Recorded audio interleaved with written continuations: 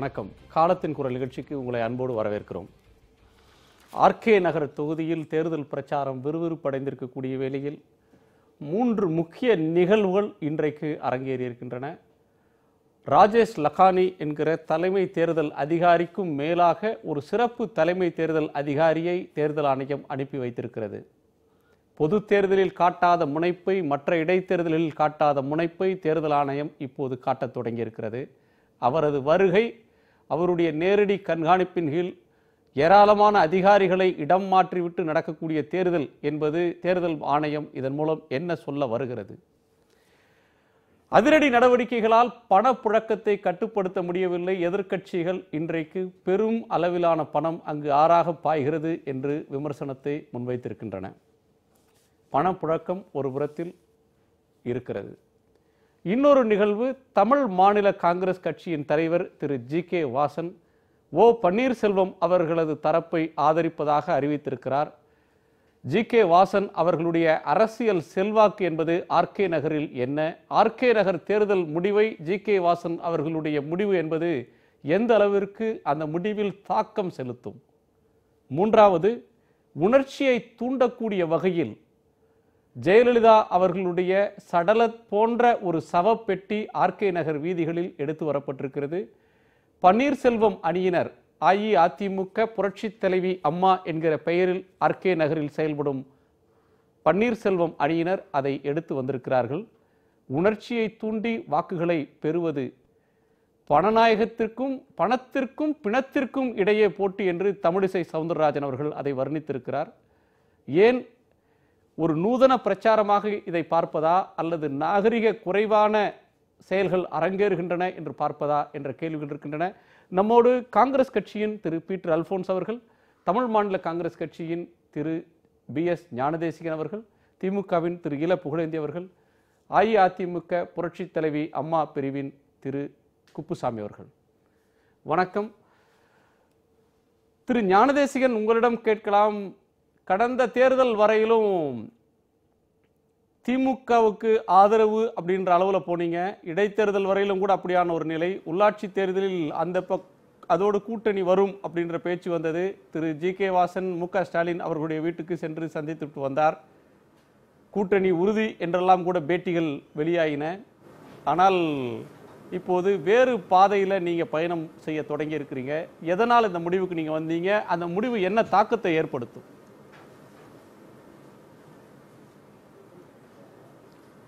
அதாவது முதல்ல 2 கருத்துக்களை நான் முன்வைக்க ஆசைப்படுகிறேன். திராவிட முன்னேற்ற கழகத்தினுடைய செயல் தலைவர் மரியாதைக்குரிய ஸ்டாலின் அவர்கள் வீட்டிற்கு எங்களுடைய தலைவர் வாசன் அவர்கள் சென்று பிறகு வெளியே வந்து உள்ளாட்சி தேர்தலை பற்றி பேட்டி கொடுத்த பிறகு 2 நாட்களுக்கு பிறகு என்ன நடந்தது என்பது உங்களுக்கு தெரியும். அன்றைக்கு கோபாலபுரத்திலே அவர் பேட்டி கொடுக்கும்போது எங்களுடைய செயலாளர், பொதுச் செயலாளர் அன்பழகனார் அவர்கள் கொடுத்த அந்த அறிக்கை, அதாவது ஏற்கனவே சட்டமன்றத்தில் இருந்தவர்களுடைய தான் நாங்கள் கூட்டு என்ற அளவிலே அவர் சொல்லிவிட்டு போனார். அதனால் அன்றைக்கு அந்த உள்ளாட்சி தேர்தலிலே அந்த அணி அமையாமல் போனது. ஆகவே திராவிட முன்னேற்ற கழகத்தோடு எங்களுடைய உறவு, கூட்டணி என்பது இல்லை என்று ஆகிவிட்டது என்கிற முடிவில் எங்களுடைய இயக்கத்தினர் ஏற்கனவே வந்துவிட்டனர். அந்த நிலையில் இன்றைக்கு ஏற்பட்டிருக்கிற சூழ்நிலையின் காரணமாக, அந்த சூழ்நிலை மட்டுமல்ல, தலைவர் வாசன் அவர்கள் 32 வருவாய் மாவட்டத்திற்கு உங்களுடனான தமாகவுடனான கூட்டணியை திமுகவின் செயல் தலைவர் மு.க. ஸ்டாலின் விரும்பினார். திமுக தலைவர் கருணாநிதி அதை விரும்பவில்லை. அதன் வெளிப்பாடுதான் அந்த அறிக்கை என்று அப்போது சொல்லப்பட்டது. இப்ப கருணாநிதி அவர்கள் பெரிய அளவில் செயல்பட முடியாத நிலையில் மு.க. ஸ்டாலின் அவர்கள் தான் எல்லா முடிவுகளையும் எடுக்கிறார்கள், அவர்தான் செயல் தலைவராக நின்று இந்த தேர்தலை சந்திக்கிறார் என்கிற சூழலில் தமாக உறவுல ஒரு மாற்றம், மீண்டும் ஒரு நம்பிக்கை உங்களுக்கு ஏற்படலையா? அதாவது 2 விஷயம். ஒன்று அன்றைக்கு அவர்களுக்குள்ளே என்ன பேசப்பட்டது, அவர்களுக்குள்ளே என்ன சொல்லப்பட்டது என்பதெல்லாம் எனக்கு தெரியாது. ஆனால் அன்றைக்கு நிகழ்ந்த நிகழ்வு என்பது, ஏற்கனவே தலைவர் வாசன் அன்றைக்கு வீடு தேடி போய் அவரை பார்த்த பிறகு அவர்கள் சொன்ன அந்த வார்த்தைகள் என்பது கட்சியினர் மத்தியிலே திராவிட முன்னேற்ற கழகத்தோடு வேண்டாம் என்கிற முடிவுக்கு பெரும்பான்மையினர் வந்துவிட்டனர். அதன் பிறகு இன்றைக்கு வருவாய் மாவட்டம் வழியாக சென்று சுற்றுப்பயணம் போகிற போது எங்கள் கட்சியினர் இந்த அணிக்கு கூட்டணியிலே சேர வேண்டும் என்கிற விருப்பத்தை தலைவர் வாசனிடம் தெரிவித்தார்கள். ஆகவே காலத்தின் மாற்றத்தை கருதி எங்களுடைய கட்சியினுடைய பெரும்பான்மையான விருப்பத்தினை கருதி இன்றைக்கு வாசன் அந்த முடிவை எடுத்தார். அதைவிட அவர்கள் வந்து தலைவர் வாசன் அவருடைய ஆதரவை கேட்டார்கள். ஆதரவை தருவது என்ப முடிவெடுத்தோம்.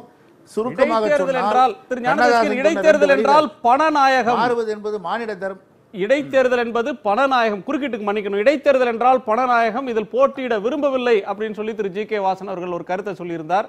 இப்போது ஏன் இந்த நிலையில் மாற்றம் என்ற ஒரு கேள்வி. இன்னொன்று, நீங்களாக வீடு தேடி போய் திமுகவோடு கூட்டு வைக்க முதலில் விரும்பினீர்கள். உதாசீனப்படுத்தப்பட்டதால் இந்த முடிவுக்கு தமாக வந்திருக்குன்னு சொல்ல வரீங்களா? இல்லை, மீண்டும் நாங்கள் படியேறி போக விரும்பவில்லை என்று எடுத்துக்கொள்ளலாம். நாங்கள் மீண்டும் படியேறி போய் சொல்ல வேண்டிய அவசியமில்லை என்று நீங்கள் எடுத்துக்கொள்ளலாம். நீங்கள் சொன்ன பதிலுக்கு நான் சொல்லுகிறேன். இன்றைக்கு பத்திரிகையாளர் பேட்டியிலேயே தலைவர் வாசன் அவர்கள் சொல்லியிருக்கிறார்கள், முதலில் நான் அப்படி சொன்னேன், ஏன் இந்த மாறுதல் ஏற்பட்டது என்று சொல்லியிருக்கிறார்.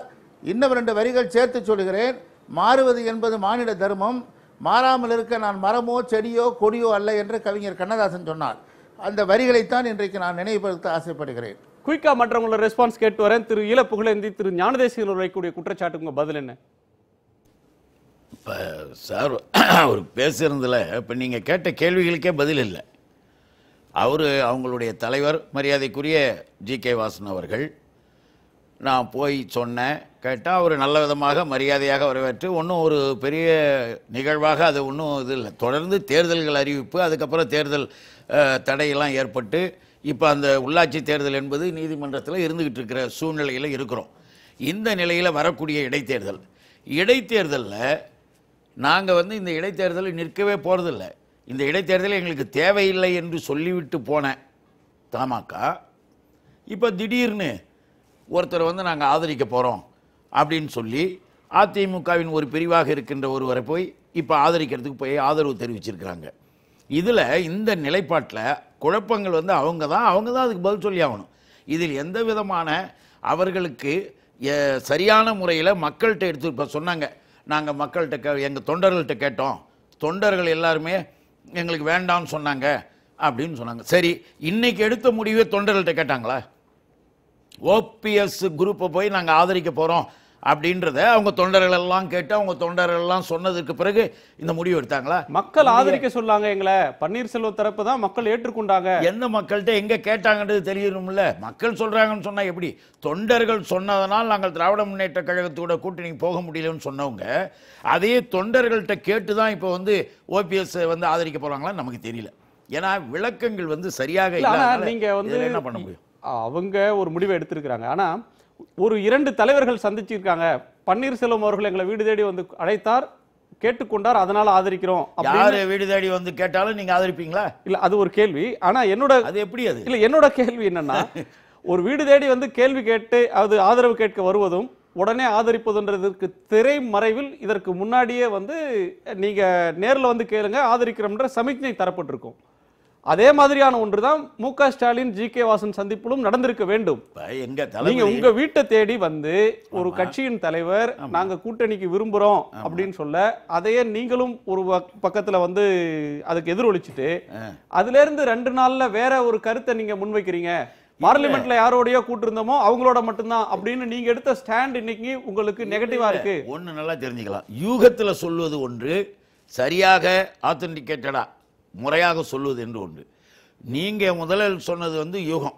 அவங்க இப்படி தான் பேசியிருப்பாங்க, அவங்க சந்தித்தது இப்படி இருந்திருக்கலாம் அப்படின்றதெல்லாம் அதெல்லாம் வெளிப்படையாக சொல்லப்பட்ட செய்திகளாக அல்ல. ஆனால் இறுதியாக நாம் கொடுக்க திராவிட முன்னேற்ற கழகத்தின் சார்பாக எங்களுடைய செயல் தலைவர் தளபதி அவர்கள் கொடுத்த அறிக்கை என்பது அதிகாரபூர்வமான ஒரு அறிக்கை சொல்கிறாங்க.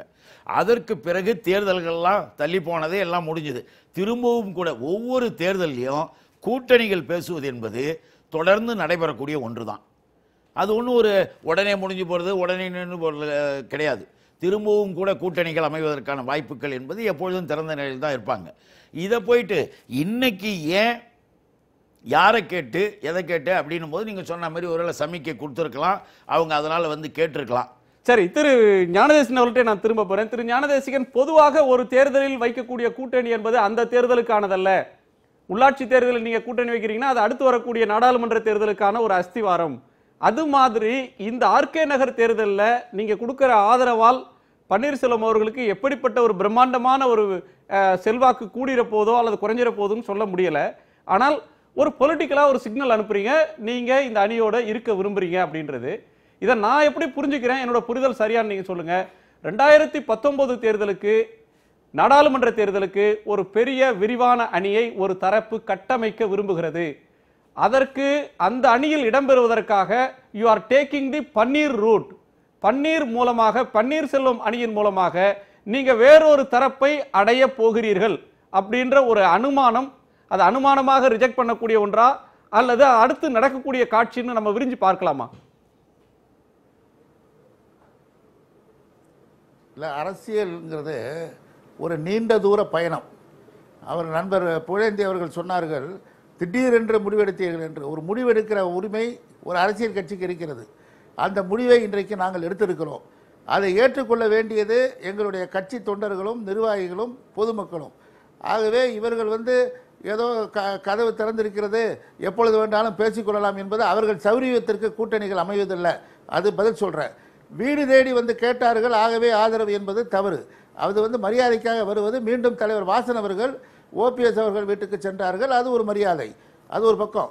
ஆனால் நீங்கள் வெகு தூரம் ஒரு பிரச்சனையை நீங்கள் என்ன கேட்கிறீர்கள் என்பது எனக்கு புரிகிறது. ஆனால் அந்த புரிதல் சரியாக இருக்காது என்பது என்னுடைய கணக்கு. அந்த புரிதலோட முடிவு சரியாக இருக்குமா இருக்காதான்றதுக்கு வரல. இந்த பாலிடிக்ஸ்ன்றது ஒரு ஆர்ட் ஆஃப் பாசிபிலிட்டிஸ் தான். நீங்க நீண்ட தூர பயணம் அப்படின்னாலும் நீங்க சொல்றப்ப always in political parties they take a risk. Political decision risk எடுக்காமல் பண்ண முடியாது. நீங்கள் இன்னும் ஒரு 3 வருஷம் கழிச்சு நீங்கள் எப்படி பார்லிமெண்ட் தேர்தலில் யாருக்கு போக போகிறீங்க, யார் ரூட்டில் போக போகிறீங்கலாம் அது அநேகமாக அதீத கற்பனை என்று நான் நினைக்கிறேன். திரு பீட்டர், தமாகவின் இந்த முடிவு என்பது என்னுடைய கேள்வி. அவர்கள் அடுத்த தேர்தலுக்கு இப்போதே அடி போடுகிறார்கள், வேறொரு அணிக்கு போவதற்கு இந்த பாதையின் மூலமாக போக தேர்ந்தெடுத்திருக்கிறார்கள் அப்படின்ற என்னுடைய அனுமானம் என்பது சரியா அப்படின்ற ஒரு கேள்வி. இன்னொன்று, காங்கிரஸ் தமாக வருவதை, திமுக கூட்டணிக்குள் தமாக வருவதை காங்கிரஸ் விரும்பவில்லை. நீங்க காங்கிரஸ் போட்ட நிபந்தனையின் காரணமாக தான் திமுக அவர்களுக்கு மறுப்பு சொன்னது அப்படின்ற குற்றச்சாட்டும் அதில் சேர்ந்து வருது. இவங்க எடுத்திருக்கக்கூடிய முடிவு அப்படின்றத காங்கிரஸ் எப்படி பார்க்கிறது? எங்களை பொறுத்தவரை அது அதை பற்றி கவலைப்பட வேண்டியது தமிழ் மாநில காங்கிரஸ் கட்சியும் அதனுடைய தொண்டர்களும் அதனுடைய முன்னணி தலைவர்களும் தான் அந்த முடிவை பற்றி கவலைப்பட வேண்டாம். திரு வாசன் அவர்கள் இப்பொழுது எடுத்திருக்கின்ற முடிவு எந்த வகையிலும் எங்களை கட்டுப்படுத்தாது, அல்லது நாங்கள் அதை பற்றி பெரிதாக கவலைப்பட்டு கூடக்கூடிய அளவிற்கு இது ஒரு பிரமாதமான ஒரு அரசியல் மாறுபாட்டை, ஒரு அரசியல் புரட்சியை உண்டு பண்ணிவிடும் என்று நாங்கள் எதிர்பார்க்கவில்லை. நண்பர் ஞானதேசிகன் அவர்கள் ரொம்ப அருமையாக தான் சொன்னார். அவர் என்ன சொல்றாருன்னா, இந்த முடிவை பற்றி கவலைப்பட வேண்டியது எங்கள் கட்சியினுடைய 2ஆம் கட்ட தலைவர்கள், தொண்டர்கள், பொதுமக்கள் என்று சொன்னார். ஆனால் ஒரு அரசியல் கட்சியுடைய ஒரு கொள்கை ரீதியான முடிவு இல்லது ஒரு தேர்தல் காலத்தில் அவர்கள் எடுத்துக்கொள்ளுகிற ஒரு உடன்பாடு பற்றிய கருத்துக்களையும் அதை பற்றி விமர்சிப்பதற்கு மற்ற அரசியல் கட்சிகளுக்கும் உரிமை இருக்கிறது என்பதை அவர் ஒத்துக்கொள்வார். ஏனென்றால் கூட்டணியை பற்றி நாளைக்கு மேடைகளை விமர்சிப்போம், எதற்காக இவர்கள் ஒன்று சேர்ந்தார்கள் என்பதை பற்றி நாங்கள் சொல்லுவோம், அதை அவர்கள் ஒருவேளை மறுக்கலாம். ஆனால் பொதுமக்களுக்கும் அரசியல் கட்சிகளுக்கும் இந்த கூட்டணி எதற்காக, இந்த ஆதரவு எதற்காக என்பதை பற்றி கருத்து சொல்வதற்கான உரிமை எல்லா கட்சிகளுக்கும் இருக்கிறது என்பதிலே என் நண்பர் ஞானதேசன் அவர்கள் மாறுபட மாட்டார் என்று நான் நினைக்கிறேன். பொதுவாக எங்களை பொறுத்தவரை it is only a storm in a teacup. இது ஒரு தேநீர் கோப்பைக்குள்ளே நடந்த புயல் என்று தான் நான் நினைக்கிறேன். இது நீண்ட காலமாக நீங்களே அந்த எப்படியெல்லாம் அந்த தமிழ் மாநில காங்கிரஸ் கட்சி கடந்த சட்டமன்ற தேர்தலில் இருந்து ஒவ்வொரு கட்டமாக எப்படி நகர்ந்து வந்தது, எங்களில் சிலர் கூட அங்கே இருந்து எதற்காக நாங்கள் எல்லோரும் வெளியே வந்தோம், அதை தொடர்ந்து தேர்தல் முடிந்த பிறகு அந்த கட்சிக்கு என்ன ஏற்பட்டது, அதை தொடர்ந்து வெளியே வந்தவர்கள் யார், அவர்கள் சொன்ன கருத்துக்கள் என்ன என்பதையெல்லாம் ஒட்டுமொத்தமாக அலசக்கூடிய நேரம் இதுவல்ல என்று நான் எண்ணுகிறேன். ஆகவே நீங்கள் சொன்னது போல ஒருவேளை தனியாக நிற்கிறோம், எந்த கூட்டமும் இல்லாமல் இருக்கிறோம், திராவிட முன்னேற்ற கழகம் கூட நம்முடைய கோரிக்கையை நிராகரித்து விட்டது, காங்கிரஸ் கட்சிக்கு கூட நாம் அருகிலே இருப்பது அவர்களுக்கு பிடிக்கவில்லை. அப்படிப்பட்ட ஒரு தனிமைப்படுத்துதல் கட்சியை பலவீனப்படுத்திவிடும் என்கிற காரணத்தினால் ஏதாவது ஒரு அணியோடு ஒரு கூட்டு சேர்ந்தால் நம்முடைய தொண்டர்களுக்கு ஒரு நம்பிக்கையோடு தொடர்ந்து அரசியல் பயணம் மேற்கொள்வார்கள் என்று அந்த தலைமை நினைத்திருக்கலாம், மூத்த தலைவர்கள் நினைத்திருக்கலாம். அதனால்தான் எடுக்கப்பட்ட முடிவாக இருக்கும் என்று நான் எண்ணுகிறேன். இதற்கு பின்னால் எந்த கொள்கை சித்தாந்தமோ இல்லை பெரிய லட்சிய உறவோ என்றெல்லாம் சொல்லக்கூடிய அளவிற்கு அதிலே ஆழம் இருப்பதாக நான் நினைக்கவில்லை. திரு ஞானதேசிகன் அவர்களுக்கு பதில் கூற முற்படுவார். நான் அதோட சேர்த்து இன்னொரு கேள்வியும் கேட்டுறேன். முன்னேற்ற கழகத்திற்கும் காங்கிரஸ் நான் அதோட சேர்த்தே கேட்டுறேன், நீங்க அதுக்கு சேர்த்தே பதில் சொல்லுங்க. சொல்லுங்க. கடந்த தேர்தலில் ஒரு மாற்று திமுகவும் வேண்டாம் அதிமுக வேண்டாம் சொல்லி விஜயகாந்த் அவர்களை முதலமைச்சர் ஆக்குறதுக்கு வைகோ உருவாக்கின ஒரு அணியில கடைசியா போய் சேர்ந்தீங்க. அதே வேளையில சீக்கிரமாகவும் அதில் வெளியேறினீங்க. அது ஒரு தவறான ஒரு பொலிட்டிக்கல் டெசிஷன். அதனால உங்க கட்சிக்கு பெரும் சேதம் ஏற்பட்டது, பெரும் வாக்கு வீழ்ச்சி ஏற்பட்டுச்சு. இப்ப அதிமுக பிளவுபட்டிருக்கிறது அப்படின்னு ஒரு வாதத்துக்கு ஒப்புக்கொண்டோமானால் அதுல ஒரு அணியை தேர்ந்தெடுத்து அவர்களோடு உறவுன்னு போறீங்க. அதிமுகவுக்கு பன்னீர்செல்வம் அவர்கள் தரப்பு தான் ஒரிஜினல் அதிமுக அப்படின்ற முடிவுக்கு எதன் அடிப்படையில் வந்தீங்க அப்படின்ற ஒரு கேள்வி இருக்கு. நீங்க பீட்டர் அவர்களுக்கு சொல்ற பதிலோட என் கேள்விக்கும் சேர்த்தே பதில் சொல்லலாம். இல்லை, நண்பர் பீட்டர் அவர்கள் விமர்சிப்பதற்கு எல்லா அரசியல் கட்சிகளுக்கும் உரிமை இருக்கிறது என்று சொல்லுகிறார். அதுதான் இந்த நாட்டு ஜனநாயகத்தினுடைய ஒரு பெருமையும் கூட. கண்டிப்பாக அவர்களை விமர்சிப்பதற்கு கண்டிப்பாக அவர்களுக்கு உரிமை இருக்கிறது. அவர்கள் விமர்சித்தால் அதற்கு பதில் சொல்லுகிற திராணியும் தெம்பும் எங்களுக்கு இருக்கிறது. ஆகவே அதை பற்றி பிரச்சனை இல்லை. ஒரு கொள்கையும் சித்தாந்தம் இல்லாமல் நாங்கள் போய் சேர்ந்திருக்கிறோம் என்று நண்பர் சொல்லுகிறார். காங்கிரஸ் கட்சிக்கும் திராவிட முன்னேற்ற கழகத்திற்கும் என்ன சித்தாந்தம் இருக்கிறது என்று எனக்கு தெரியவில்லை. ஏனென்றால் பாராளுமன்ற தேர்தலின் போது கடைசி வரை டெல்லியில் இருக்கிற அகில இந்திய தலைமை திராவிட முன்னேற்ற கழகத்தோடு கூட்டணி சேர்வதற்காக தொலைபேசியிலே பேசிக்கொண்டே இருக்கிற போது நான் தான் டெல்லியிலே போய் பார்க்கிற போது சொன்னேன், திங்கட்கிழமை அவர்கள் வேட்பாளர்களை அறிவிக்கிறார்கள், அதுவரை நீங்கள் கேட்டுக்கொண்டிருக்கிறீர்களே, அது கூட தெரியவில்லையா என்று நான் கேட்ட பிறகுதான் அன்றைக்கு குலாம் நபி ஆசாத் கூப்பிட்டு கேட்கிற போது தேர்தலுக்கு பிறகு பார்த்து கொள்ளலாம் என்று டிஆர் பாலு அவர்கள் பதில் சொன்னார்கள். அப்பொழுது குலாம் நபி சொன்னார், நீங்களும் இருக்க மாட்டீர்கள் நாங்களும் இருக்க மாட்டோம் தேர்தலுக்கு பிறகு என்று பதில் சொன்னார். ஏனென்றால் இவர்களுடைய சித்தாந்தம் என்பது அப்படி இருக்கிறது, அவர் தொடர்பு என்பது அப்படி இருக்கிறது.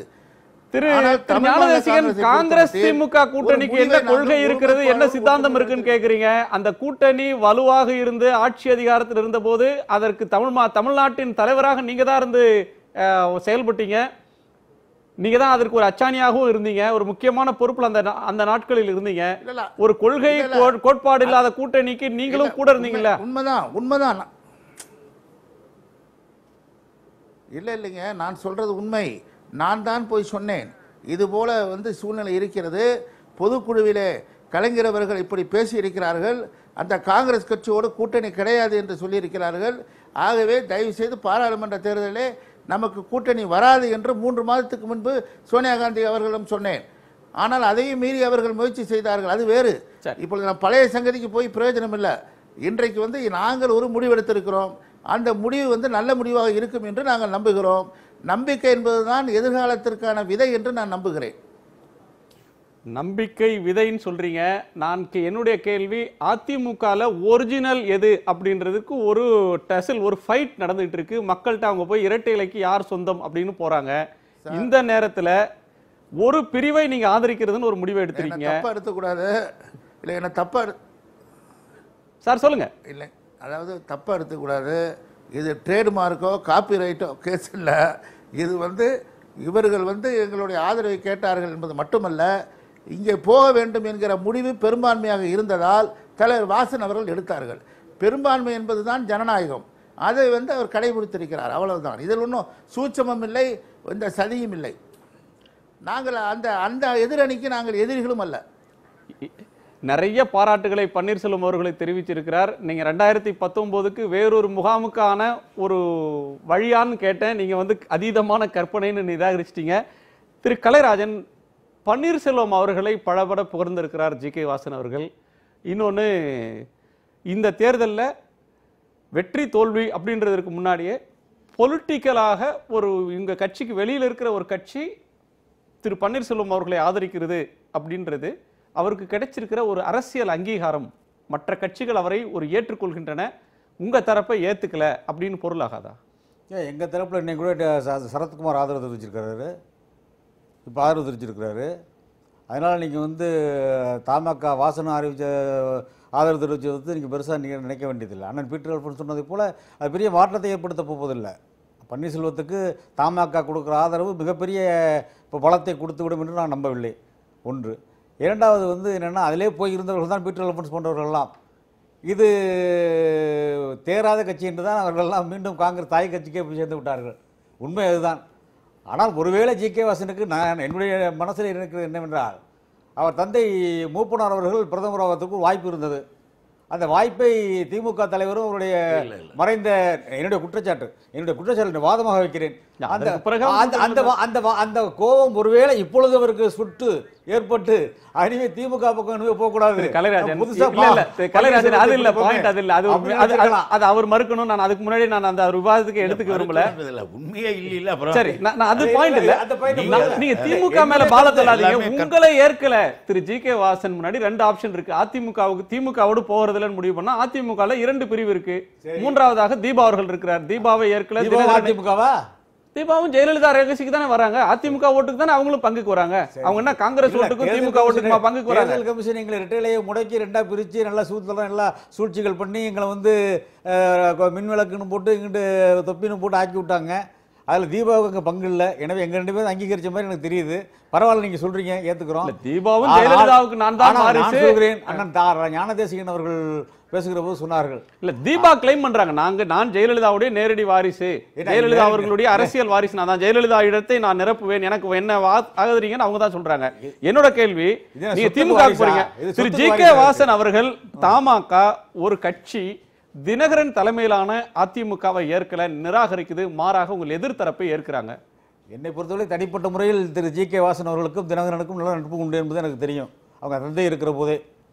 அவர்கள் இப்பொழுது திடீரென்று போய் சேர்ந்தது பற்றி எனக்கு வருத்தம் இல்லை. அண்ணன் ஞானதேசிகன் அவர்கள் சொன்னார்கள், விதை போல நாங்கள் போய் அவர்களுக்கு உறவாக இருக்கிறோம் என்று சொல்லி. இவர்கள் போய் சேர்ந்திருப்பது விழலுக்கு இறைத்த நீராகத்தான் இருக்குமே உள்ளே விதை நெல்லுக்கு கொடுக்குற நீராக இல்லை. அது ஒரு விழல் தான். அந்த இது பன்னீர்செல்வம் இந்த தேர்தலோடு முடிய போகிறதோட கதை. இன்னொரு சொல்லியிருக்காரு, சொந்த மண்ணுக்கு சொந்தக்காரர் மனுசு, நாங்கன்னா தினகரன் என்ன இதுலேருந்து ஆப்கானிஸ்தானில் வந்தார். ஆக இவர்கள் பார்த்து தெரிந்து எல்லாவற்றையும் அறிந்தவர்கள் ஏன் இந்த முடிவு எடுத்தார்கள் என்று எனக்கு தெரியவில்லை. அது அவர்களுடையது. ஆனால் ஒரு யூகம் எனக்கும் இருக்கிறது. நீங்கள் கேட்ட கேள்வியிலே வந்த யூகம் தான் அதுவும். எதிர்காலத்திலே வர இருக்கிற நாடாளுமன்ற தேர்தலிலே பிஜேபியோடு, இன்றைக்கு பிஜேபி தான் பன்னீர்செல்வத்தை இயக்கி கொண்டிருக்கிறது. அந்த பிஜேபி தான் இன்றைக்கு அவர் OIZ கேட்டகரி கொடுத்துருக்கு. எந்த டெரரிஸ்ட் த்ரெட் அவருக்கு வந்திருக்கு பன்னீர்செல்வத்துக்கு? அப்படி என்ன பெரிய மிலிட்டன்ட் குரூப் இங்கே தமிழ்நாட்டில் இருக்குது? சட்ட ஒழுங்கு என்ன கெட்டு போயிருக்கு? இன்றைக்கி அவருக்கு கொடுத்துருக்குறாங்க. அவருக்கு எல்லாமே சாதகமாக இருக்குது. ராஜேஷ் லக்காடின்னு ஒருத்தர் இருக்கார் தேர்தல் அதிகாரி. அவர் செயல்படாத தேர்தல் அதிகாரி மாதிரி அவரை உட்கார வச்சுவிட்டு புதுசாக இன்றைக்கி ஒரு சிறப்பு தேர்தல் அதிகாரி இந்தியாவிலேயே நான் பார்த்ததில்லை, தாங்க ஃபஸ்ட்டு ஒரு சிறப்பு தேர்தல் அதிகாரி போட்டு பன்னீர்செல்வத்துக்காக கொண்டாந்து நடத்துகிறாங்க. ஆக இது நடத்துவதெல்லாம் பிஜேபி. ஆலைக்கு பன்னீர்செல்வம் தரப்புல இங்க இல்ல. நேரடியாக நீங்க குற்றச்சாட்டு நேரடியாக சொல்றேன், ஓப்பனாவே சொல்றேன். அந்த குற்றச்சாட்டு இரட்டைலை முடக்கினதுலேருந்து நாங்கள் அவங்க மேலே குற்றச்சாட்டு தான் சொல்லிட்டு இருக்கோம். ஆக இவர்கள் எல்லாம் திட்டமிட்டு என்னங்க எங்கள் பக்கம் 122 எம்எல்ஏ இருக்காங்க, 37 MP இருக்காங்க, ஆனால் பொதுக்குழு உறுப்பினர்கள் 90% முடிவுக்கு வரலாம். அதெல்லாம் சொல்கிறேன். அப்படியே பாஜக மீது குற்ற சுமத்துன்னு சொல்கிறீங்களே, அதுக்காக சொல்கிறேன் நான். அப்போ எங்கள் மீது எங்கள் சின்னத்தை முடக்க வேண்டும் என்றே முடக்கி விட்டார்கள் அவர்கள்.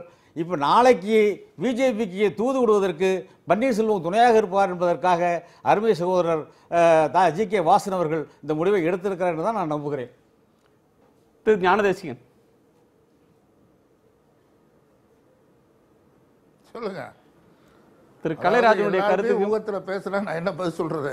இப்ப இன்னைக்கு யூகம்னு நினைக்கிறது நாளைக்கு நிச்சயமாக தலைப்பு செய்தியாக மாறாமல் போகாது சார். நிறைய விஷயங்கள் ஊகமாக பேசினது தலைப்பு செய்தியாக ஆகியிருக்கு, தலைப்பு செய்தியா பேசினது ஊகமாகவும் போயிருக்கு. இல்ல, தலைப்பு செய்தி ஆகிற போது அன்றைக்கு விவாதம் நாம் செய்து கொள்ளலாம். ஏனென்றால் ஊகத்தின் அடிப்படையில் நாங்கள் இதுக்காக போறாங்கன்னு அல்ல. நான் ஒன்று சொன்னேன், அந்த அணியும் எங்களுக்கு எதிரிகள் அல்ல, அதிமுகவின் அந்த அணியினரும் எங்களுக்கு எதிரிகள் அல்ல. நான் இன்றைக்கு ஒரு முடிவை எடுத்திருக்கிறார்கள், அவ்வளவுதான். பெரும்பான்மை தான் ஜனநாயகம். பெரும்பான்மையினர் விரும்பினார்கள் என்பதற்காக ஒரு முடிவை வாசன் எடுத்திருக்கிறார். நடுநிலை பெரும்பான்மையினர் முடிவு நடுநிலை வகிச்சிட்டு நாங்க அந்த அவ்வளவுதானே தவிர- தரப்பு எதிரி இல்லைன்னு சொன்னா வேற, ஒரு தரப்பை ஆதரவுன்னு முடிவெடுத்துட்டு அவங்க எதிரி இல்லை அப்படின்னு சொல்றது இன்னொன்றுக்கும் அங்கேயும் சீட்டை ரிசர்வ் பண்றது மாதிரி ஒரு ஃபீலிங்கை கொடுக்குது. நம்ம தொடர்ந்து பேசலாம். எதிரி என்பதும் சொல்றேன். அதுல வந்து அண்ணன் இல்ல, இல்ல, இல்ல. அண்ணன் ஞானதேசிகன் அவர்கள் இல்ல, ஒரு நிமிஷம் நான் சொல்லிடுறேன் சார். அண்ணா ஒரு ஒரே நிமிஷம் சொல்லிடுறேன். ஒரு நிமிஷம் என்ன தர்மத்தின் பக்கம் நாங்கள் சாய்ந்திருக்கிறோம், தர்மம் வெல்லும் என்று சொல்லுங்க, சொல்லியிருக்காங்க ஜி.கே. வாசன். அப்ப நாங்க என்ன அதர்மவாதியா? அவர்கள் அப்படி சொன்னார்கள் நாங்கள் அதர்மவாதியா? இதான் நான் கேட்கறது. இல்ல, தர்ம யுத்தத்தை பன்னீர்செல்வம் அவர்கள் நடத்திட்டு இருக்காரு. அப்ப இவர் அந்த தர்ம சொன்னார்ல, யுத்தத்துக்கு நாங்க தோல் அண்ணா கொடுக்குறாங்க. இன்னொரு மணி மீது எங்களுக்கு கோபம் இல்லை அப்படின்னு. ஜி.கே. வாசன், தினகரன், நான் எல்லாம் ஒரே மாவட்டத்தை சேர்ந்தவர்கள் தான். அந்த அடிப்படையில் சொல்லுகிறேன். இன்னைக்கு வந்து தர்மம் அதர்மத்தை பத்தி சொல்லி அருமை சகோதரர் அவர் ஜி.கே. சொன்னாரா வாசன் எனக்கு தெரியாது. தர்மத்தின் பக்கம் செல்கிறேன் என்று சொன்னால் நாங்க அதர்மவாதியா? ஏன் எங்களை இப்படி கண்கொண்டு பார்க்கிறீர்கள்? திரு ஞானதேசிகன் சார்.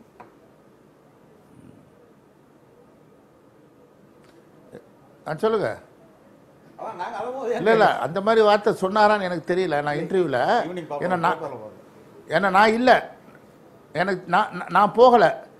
நான் வந்து ஓபிஎஸ் அவர்கள் வீட்டுக்கு நான் காலையில் போகவில்லை. ஆனால் அவர்கள் என்ன சொன்னார்கள் எனக்கு தெரியாது. எனக்கு டிவியில பார்க்கும்போது அந்த வார்த்தை அவர் சொன்ன சொல் வந்து அம்மாவின் அன்பையும் மரியாதையும் பெற்றவர் திரு ஓ பன்னீர்செல்வம், அவரது தர்ம யுத்தத்துக்கு உறுதுணையாக தமாக செயல்படும் அப்படின்னு சொல்லியிருக்கிறார். அது சொன்னார். அது தர்ம யுத்தத்துக்கு உறுதுணை, தர்ம யுத்தத்துக்கு உறுதுணை வந்திருக்கு. அந்த தர்ம யுத்தம் வெல்லுமா சார்? நிச்சயமா வெல்லும். ஒரு ஜனநாயக நாட்டில் இது வந்து நான் கருத்து சொல்ல முடியாது சார். இரண்டு அவர்களுக்குள்ள தலைவர்கள், அரசியல் தலைவர்கள் சந்திப்பது என்பது இயற்கையானது, மரபானது, நாகரிகமானது. அதற்கு இட்டுக்கட்டி நோக்கங்கள் கற்பிப்பது என்பது ஏற்றுக்கொள்ள முடியாத ஒன்று. யார் இட்டு கட்டினாங்க, யார் நோக்கம் கற்பிச்சாங்க? நாளைக்கு நடக்கக்கூடிய பாலிசிபிலிட்டிஸை பத்தி இப்ப பேசுறோம். அதைத்தான் எதையோ நோக்கி நீங்க சென்று கொண்டு இருக்கிறீர்கள், இதனால் இப்படித்தான் போகிறது, இது ஒன்றும் கவைக்கு உதவாது எப்படி என்றெல்லாம் விமர்சனங்கள் வந்ததனால் நான் அதற்கு பதில் சொல்ல கடமைப்பட்டிருக்கிறேன். ஒரு தேர்தல் காலத்தில் ஏற்படுகிற கூட்டணி எதுவுமே சித்தாந்தத்தின் அடிப்படையிலே ஏற்படுவது அல்ல. அந்த தேர்தலுக்கு பிறகுதான் சித்தாந்தத்தை பற்றி மற்றதை பற்றி இரு அணிகளும் விரும்பினால் ஏற்றுக்கொள்ளலாமே தவிர முன்பே சித்தாந்தத்தின் அடிப்படையிலே எந்த கட்சிகளும் கூட்டணி சேருவது இல்லை இயற்கையாக. இரண்டாவது, ஜி.கே. வாசன் அவர்களை பொறுத்தவரை தமிழ்நாட்டு மக்களால் மதிக்கப்படுகிற ஒரு தலைவர் என்று நாங்கள் கருதுகிறோம். உங்க கூட்டணி வந்ததுனாலயா? இல்லை, எப்பவுமே அவர் மீது, ஒரு தகப்பனார் மீது, அவர்கள் எந்த அணியில் இருந்தாலும் நாங்கள் அவரை மதிக்கின்ற பண்பு கொண்டவர்கள். அந்த முறையிலே மக்களின் மனங்கறந்த தலைவர்களிலே அவரும் ஒருவர் என்ற அடிப்படையில் எங்களுடைய தலைவர் அருமை அண்ணன் ஓபிஎஸ் அவர்கள் அவர்களை சென்று சந்தித்து நாங்கள் தேர்தலில் இருக்கிறோம், ஆதரவு கொடுங்கள் என்று கேட்டார்கள். அவர்கள் ஏற்கனவே அந்த கருத்தில் இருந்திருக்கலாம். மக்கள் எங்களை ஆதரிக்கிறார்கள் என்பது இது கண்கூடு. ஏனென்றால் தமிழ்நாட்டில் நடக்கிற இதெல்லாம் கிளைம் தான், கிளைமாக்ஸ்ல தான் தெரியும் ஆதரிக்கிறாங்களா இல்லைன்றது கிளைமாக்ஸ்ல தான் தெரியும். அதான் சொல்றேன். அவர் கூட சொன்னார், விழலுக்கு கரைத்த நீர் இது, பன்னீரை ஆதரிக்கிறதுங்கிறது விழலுக்கு கரைத்த நீர்னு, விதை நெல்லுக்கு இறைத்த நீர் இல்ல விழலுக்கு கரைத்த நீர்னு நம்ம நண்பர் சொன்னார். கலைராஜன். தேர்தல் முடிந்த பிறகு விதை நெல் எது, விழல் நீர் எது, விதை நெல் எது, விழல் எது அப்படின்றத பேசலாம். நிச்சயமா வரும். அதற்கு முன்னால் ஒரு இடைவேளைக்கு பிறகு நாம பேச வேண்டியது, இந்த தேர்தல் களத்தில் ஒரு ஆல் அவுட் எஃபர்ட், என்ன செய்தனாலும் வெற்றி பெறணும் அப்படின்ற முடிவுக்கு திரு பன்னீர்செல்வம் தரப்பு வந்துடுச்சா, தினகரன் தரப்பு வந்துடுச்சா அப்படின்ற கேள்வி எழுது. ஏன்னா ஜெயலலிதா அவர்களுடைய சடலத்தை ஏந்தி சென்ற ஒரு சவப்பெட்டி, அதே மாதிரி ஒரு சவப்பெட்டியை செஞ்சு அது அந்த காட்சிகளை நாம் இப்ப பார்க்கலாம். சவப்பெட்டியை செய்து ஆர்கே நகர்ல சவப்பெட்டியின் மீது தேசிய கொடியை போர்த்தி இரவுல வாக்கு கேட்கறதுக்கு எடுத்துட்டு போறாங்க. இது பிணத்தின் மீது அரசியல் செய்வது, ஒரு பணத்துக்கும் பிணத்துக்கும் நடக்கக்கூடிய அரசியல் அப்படின்னு தமிழிசை விமர்சிக்கிறாங்க. தமிழ்நாட்டில் எம்ஜிஆருடைய மரணம், அதே போல ராஜீவ்காந்தி அவருடைய மரணம், இதெல்லாம் தேர்தல் நேரத்தில் பயன்படுத்தப்பட்டிருக்கிறது. இப்ப ஜெயலலிதா அவர்களுடைய மரணம் என்பது ஆர்கே நகர் தேர்தலில் ஒரு வாக்கு கேட்கும் கருவியாக மாற்றப்பட்டிருக்கிறது. இது அரசியல் நாகரிகமா அல்லது அரசியல் கீழ்மையா, ஓட்டுக்காக எதை வேண்டுமானாலும் செய்யக்கூடிய ஒரு நிலையா, அல்லது உணர்ச்சிகள், இது ஒரு சிம்பாலிக், தர்ம யுத்தம் மரணத்தில் மர்மம் என்ற வார்த்தைகளை வைத்து தேர்தல் பிரச்சாரம் நடக்கிற வேளையில இந்த சவப்பெட்டியை ஏந்தி செல்வது அப்படின்றது மக்களுக்கு ஒன்றை நினைவுபடுத்துவது, உணர்ச்சியை மக்கள் பத்தியில் இருக்கக்கூடிய உணர்ச்சியை தூண்டுவது அல்லது அதன்பால் மக்களுடைய கவனத்தை ஈர்க்கக்கூடிய முயற்சி அப்படின்னு பார்க்கணுமான்றத ஒரு சிறிய இடைவேளைக்கு பிறகு பார்க்கலாம். ஒரு சிறிய இடைவேளைக்கு பிறகு காலத்தின் குரல் தொடரும்.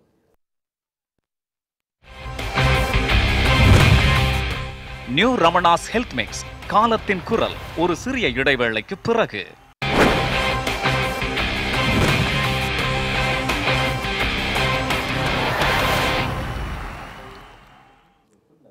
காலத்தின் குரல் தொடர்கிறது. திரு பீட்டர் அல்போன்ஸ், உங்களிடம் கேட்கணும், all is fair in love and war. காதலிலும் போரிலும் வெற்றிதான் முக்கியம், அதை அடைவதற்கு எதை வேண்டுமானாலும் செய்யலாம்னு ஒரு முதுமொழி உண்டு. தேர்தலும் அது மாதிரி வார் மாதிரி ஆயிடுச்சுன்னு நினைக்கிறேன். என்ன செய்துனாலும் வெற்றியை பெறணும், எந்த உத்தியை வேண்டுமானாலும் பெறலாம், எந்த தார்மீக நெறிகளுக்கு மாறாக பணத்தை செலவழித்து அதிகமாக எவ்வளவு பணத்தை வேண்டுமானாலும் கொட்டி ஒரு வெற்றியை பெறலாம், எவ்வளவு உணர்ச்சியை வேண்டுமானாலும் கொட்டி ஒரு வெற்றியை பெறலாம், வெற்றிதான் இலக்கு அப்படின்ற முடிவுக்கு கட்சிகள் வந்துட்டாங்களான்ற சந்தேகம் வருது. ஆர்கே நகரில் இன்று மாலை ஜெயலலிதா அவர்களுடைய சடலம் போன்ற ஒரு சவ பெட்டியை செய்து அதில் அவர் உருவம் போலவே செய்து அதற்கு மேல் தேசிய கொடியை போர்த்தி அதை எடுத்து சென்று திரு பன்னீர்செல்வம் தரப்பினர் ஓட்டு கேட்டிருக்கிறாங்க. தேர்தல் ஆணையம் அதை ஆட்சேபித்திருக்கிறது. தேசிய கொடி எப்படி போத்தலாம் அப்படின்னு சொல்லி கேட்டிருக்கிறாங்க. பிறகு தேசிய கொடி அப்போது அகற்றப்பட்டு அதன் மீது வேறொரு துணி பொருத்தப்பட்டது. இப்போது அந்த சவப்பெட்டி என்பது தேர்தல் பணிமனைக்கு எடுத்து செல்லப்பட்டுருச்சு. இது தொடக்கத்திலிருந்தே ஜெயலலிதா அவர்களுடைய மரணத்துக்கு நீதி கேட்போம் அப்படின்றதும், திமுக இருவரையும் விசாரிக்க வேண்டியது இருக்கும், நீதி விசாரணை வைப்போம், 2 பேரையும் விசாரிக்கணும் அப்படின்னு அவங்க சொல்றதும், இவங்க இதை ஓட்டு கேட்கறதுக்கு எடுத்துட்டு போறது ஒரு சிம்பாலிக்னு பார்க்கறதா அல்லது ஒரு தார்மீக ரீதியில் ஒரு லோ ஆஃப் ஸ்டாண்டர்ட்னு பார்க்கிறதா திரு பீட்டர்? அதாவது ஏற்கனவே குணசேகரன் நம்முடைய தமிழகத்திலே தேர்தல் நடத்தப்படுகின்ற விதம் இன்னைக்கு அகில இந்திய அளவில் பேசக்கூடிய விவாத பொருளாகி ஒரு எள்ளி ஏளனத்துக்கும் எள்ளி நகையாடுவதற்குமான ஒரு அரசியல் முயற்சி என்று இன்னைக்கு இந்தியா முழுவதும் தமிழகத்திலே நடக்கிற தேர்தல்களை அப்படித்தான் பார்க்கிறது. ஆனால் இன்று சர்வதேச அளவிலே கூட தமிழகத்திலே நடக்கின்ற பாராளுமன்ற சட்டமன்ற இடைத்தேர்தல்கள் ஒரு எவ்வளவு பெரிய பணத்தினுடைய ஊடாட்டத்தோடு நடக்கிறது என்பதை தொடர்ந்து பல்வேறு தரப்புகளிலே தேர்தல் முடிந்த பிறகும் கூட தொடர்ந்து வாதிக்கப்படுகின்ற யாரெல்லாம் தேர்தல் சீர்திருத்தங்கள் வேண்டும் என்று கேட்கிறார்களோ அவர்களெல்லாம் உதாரணமாக முதலில் தமிழ்நாட்டு தேர்தலைத்தான் சொல்லக்கூடிய அளவிற்கு நாம் தரம் தாழ்ந்து போய் இருக்கிறோம் என்பதை நாம் எல்லோரும் பகிரங்கமாக ஏற்றுக்கொள்கிறோம். அதற்கு நாங்கள் எல்லோரும் கூட ஒரு காரணமாக இருந்திருக்கலாம் என்பதை கூட நான் ஒரு வேளையிலே ஏற்றுக்கொள்வேன். ஆனால் இன்றைக்கு இந்த இறந்து போன செல்வி ஜெயலலிதா அவர்களுடைய உருவத்தை ஒரு சவப்பெட்டி ஊர்வலமாக வைத்து வாக்கு கேட்பது என்பது it is a new low in Indian political history. இதைவிட தரம் தாழ்ந்த ஒரு தேர்தல் பரப்புரை இருக்க முடியுமா என்று எனக்கு தெரியவில்லை. இதே நம்ம கிராமங்களில் பார்த்தீங்கன்னா என்ன செய்வாங்கன்னு கேட்டிங்கன்னா, பஜாரில் இந்த இவங்க மோடி இந்த குரலி வித்தை காண்பிக்கின்றவர்கள் ஒருவரை படுக்க போட்டு அவர் வாயிலிருந்து ரத்தமாக கக்கிற மாதிரி வச்சுக்கிட்டு அதை போட்டு அதற்கு பிறகுதான் சுற்றி இருக்கிறவர்களிடம் அவர் காசு கேட்பார். அதை போல ஒரு எமோஷனல் பிளாக்மெயில் இது. ரெண்டாவது, செல்வி ஜெயலலிதா அவர்கள் நாம் விரும்பினாலும் விரும்பாவிட்டாலும் அவர்கள் தமிழக அரசியல் சரித்திரத்திலே ஒரு குறிப்பிடத்தக்க இடத்தை பெற்று ஒரு பெரிய அளவுக்கு பாப்புலாரிட்டியோடு மக்கள் செல்வாக்கோடு வாழ்ந்தவர்கள் என்பதிலே யாருக்கும் மாற்று கருத்து இருக்க முடியாது. அவர்களை இதைவிட அசிங்கப்படுத்த முடியுமா என்று எனக்கு தெரியவில்லை. இது இப்ப இன்னைக்கு ரொம்ப பாண்டியராஜன் ரொம்ப லேசா சொல்லியிருக்காரு, தொண்டர்களுடைய ஆர்வம் என்று சொல்லியிருக்கிறார். நாம் தொண்டர்களை எப்படி வளர்த்து வைத்திருக்கிறோம் என்பதற்கு இது ஒரு உதாரணம். அதாவது முறையான அரசியல் பயிற்சி இல்லாமல், முறையான தலைவர்களை பற்றிய, கொள்கைகளை பற்றிய, லட்சியங்களை பற்றிய, தங்கள் கட்சியினுடைய வரலாற்றை பற்றிய எந்த விதமான புரிந்து கொள்ளுதலும் இல்லாமல் தேர்தலுக்கு ஆள் சேர்த்து பணம் கொடுத்து வெற்றி பெற வேண்டும் என்ற நோக்கத்தோடு மட்டுமே கட்சியிலே நாம் பயன்படுத்துகிற தொண்டர்களுடைய செயல்பாடு தான் இப்படிப்பட்ட செயல்பாடாக இருக்க முடியும். அவர் சொல்றது கட்சி தொண்டர்களுடைய உணர்ச்சி வயப்பட்ட விஷயம் அப்படின்னு சொல்றது ஒரு லேட்டர் தாட். அவர் சொன்னது தொண்டர்களுடைய இதை பார்த்து மக்கள் உணர்ச்சி வயப்பட்டார்கள் அப்படின்னு ஆரம்பத்தில் அதை அவரோடு சென்ற தொண்டர்கள் அதை நியாயப்படுத்துற ஒரு போக்கு தான் இருந்ததுன்னு நினைக்கிறேன். ஆமா, அதை நியாயத்தான் எடுத்தார். அவர் வந்து நியாயப்படுத்த முயற்சிக்கிறார். பாண்டியராஜன் வந்து அதை நியாயப்படுத்த முயற்சிக்கிறார். நான் என்ன சொல்கிறேன் என்று சொன்னால், அந்த பழியை வந்து தொண்டர்கள் மீது போடுகிறார். நான் என்ன சொல்லுகிறேன், தொண்டர்களுக்கே இப்படிப்பட்ட ஒரு ஐடியாலாம் வரக்கூடாதுங்கிறேன். நீங்க வந்து ஒரு அரசியல் கட்சியினுடைய தொண்டர்கள், நாங்கள் எல்லோரும் மாணவர் காங்கிரஸ்ல இருந்து இந்த திராவிட முன்னேற்ற கழகம் பொதுவுடைமை இயக்கத்திலே வந்து இளைஞர்களாக மாணவர்களாக சேர்க்கப்பட்டவர்கள், கொள்கைகள் லட்சியங்களின்பால் ஈர்க்கப்பட்டு அதை ஜனங்கள் மத்தியிலே பரப்புரையாக்கி என்ன செய்ய போகிறோம், ஏது செய்ய நினைக்கிறோம் என்பதை சொல்லி தேர்தலை சந்திக்க வேண்டுமே ஒழிய, இப்பொழுது இந்த ஊர்வலத்திலிருந்து என்ன தெரிகிறது, இந்த இறந்து போன ஜெயலலிதாவை தவிர ஜனங்களிடம் சொல்வதற்கு இவர்களுக்கு வேறு ஏதும் இல்லை என்பதுதான் தெரிகிறது. அந்த ஏன்னா நீங்க ஒரு 3 நாளா பாத்தீங்கன்னா எல்லாரும் சமாதிக்கு போயிட்டு இருந்தாங்க. ஏன்னா apart from that they don't have nothing to offer. இதனால தான் வந்து இந்த தேர்தல் பிரச்சாரம் வந்து இவ்வளவு தரம் தாழ்ந்து போயிருக்கிறது என்று நான் எண்ணுகிறேன். இதை வந்து தேசிய கொடியை போர்த்தியது இது அதைவிட ஒரு பெரிய அவமானம். இந்த நாட்டினுடைய தேசிய கொடியை வந்து அப்படி பயன்படுத்தி இருக்க கூடாது.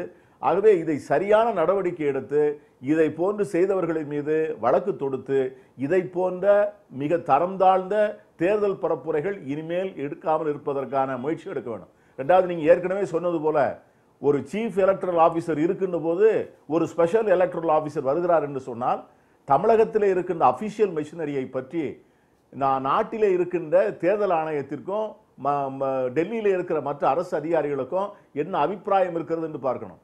நீங்க ஒரு இடைத்தேர்தல் நடத்துவதற்கு நம்ம அதை பற்றி நம்ம தொடர்ந்து பேசலாம். இருக்கின்ற தொகுதியிலே இருக்கின்ற நாம் அதை பற்றி தொடர்ந்து பேசலாம். திரு பன்னீர்செல்வம் அவர்களை மீது வழக்கு தொடுக்க வேண்டும், இது தவறு அப்படின்னு சொல்லி இதை கண்டிச்சு அதிமுக அம்மா பிரிவினர் பிரவீன் நாயர் என்கிற இந்த தேர்தல் நடத்தும் அதிகாரியின் அலுவலகத்தின் முன்பு இப்போது முற்றுகையிட்டுக் கொண்டிருக்கிறார்கள். அந்த காட்சிகளை நாம் பார்க்கிறோம். திரு குப்புசாமி பீட்டர் அவர்கள் சொன்னக்கூடிய கருத்திலிருந்து நீட்சியா கேட்கிறேன், சமாதிக்கும் சப ஊர்வலம் சபப்பெட்டிக்கும் தாண்டி மக்கள்கிட்ட சொல்றதுக்கு உங்களுக்கு எதுவுமே இல்லை, அதனால இந்த உத்தியை கையாளுறீங்கன்ற குற்றச்சாட்டை நேரடியா முன்வைக்கிறார். இந்த செயல் சரியான ஒன்றா? அது தவறு, அதை நான் மறுக்கிறேன். ஏனென்றால் இது போன்ற தேர்தல் காலங்கள நடைமுறைகளில் தேர்தல் பிரச்சாரத்தின் போது சில பேர் புரட்சித் தலைவர் எம்ஜிஆரை போன்று வேடமணிந்து வருவார்கள், சில பேர் காமராஜர் அவர்களை போன்று கூட வேடமணிந்து வருவார்கள், கலைஞரை போன்று வேடமணிந்து வருவார்கள். இதையெல்லாம் வந்து அப்போது இதை யாரும் சீரியஸாக எடுத்துக்கொள்ளவில்லை. ரெண்டுக்கு வித்தியாசம். ஆனால் ரெண்டுக்கு வித்தியாசம் இருக்கு.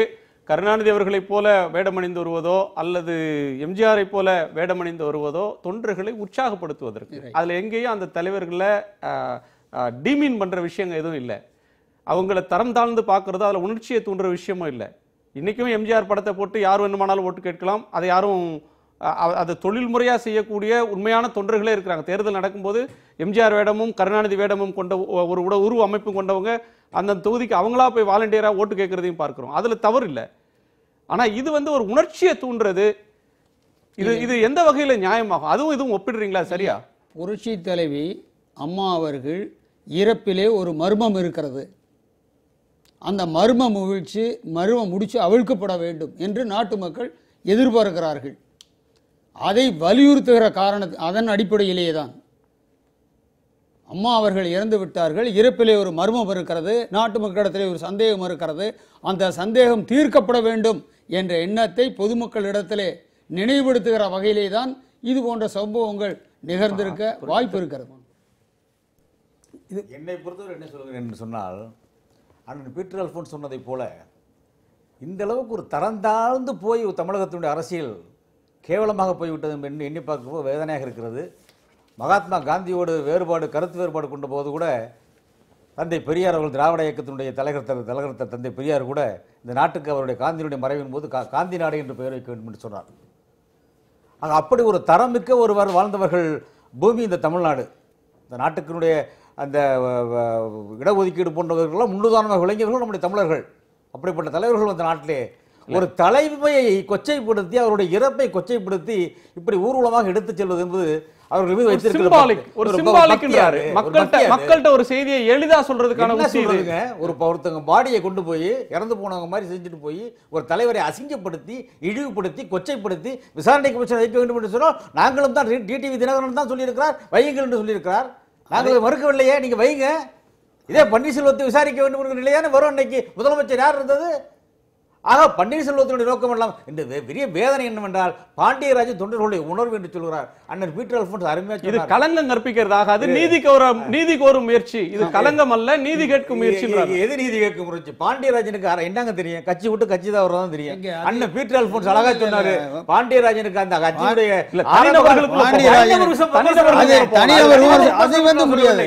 அதிமுக வரலாறு அவருக்கு தெரிஞ்சிருக்குமே. தனிநபர் விமர்சனம் இல்ல, தனிநபர் விமர்சனமே இல்லங்க.